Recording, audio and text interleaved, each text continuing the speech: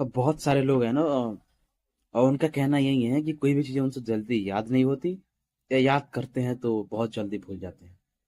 तो इसके लिए स्वामी विवेकानंद ने अपने एक किताब में ध्यान और इसकी पद्धति, उसमें दो रूल्स बताए हैं, जिसको फॉलो करने के बाद इस बात की गारंटी है कि आप कोई भी चीज़ जल्दी याद कर पाएंगे या जल्दी भूल नहीं पाएंगे, ठीक है ना, याद करने के बाद किसी भी चीज़ को। तो दो रूल्स क्या है?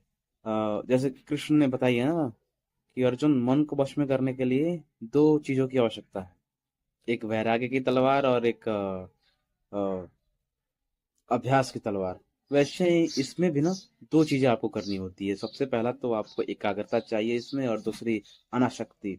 एकाग्रता मीन्स जब भी आप पढ़ाई करने बैठते हैं तो आपके विचार चलने लगते हैं, यानी आप खुद से कुछ ना कुछ बड़बड़ा रहे होते हैं, या फिर आपके मन में कुछ सवाल आते हैं, फिर आप उसका जवाब देते हैं, और ऐसे ये सिलसिला चलता रहता है, तो आप पढ़ाई पे फोकस नहीं कर पाते हैं।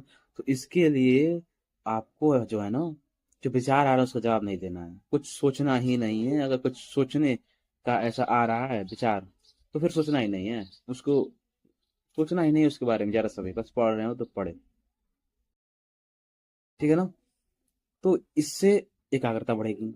और दूसरी है अनासक्ति। अनासक्ति क्या है कि बहुत सारे स्टूडेंट्स ऐसे हैं जिनको अ, मतलब एक सब्जेक्ट से ही प्यार सा हो जाता है, यानी एक सब्जेक्ट को बहुत टाइम देते हैं क्योंकि उसमें टाइम दिया होता है, तो समझ में आने लगता है, तो फिर उसी को और टाइम देते देते चले जाते हैं।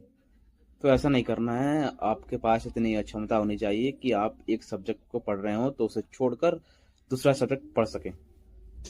ऐसा नहीं कि अगर कोई बच्चा है जो पढ़ाई कर रहा है, तो मैथ्स दिन भर 2 दिन 3 दिन पढ़ता रहता है और साइंस देखता भी नहीं है, तो ये आसक्ति है।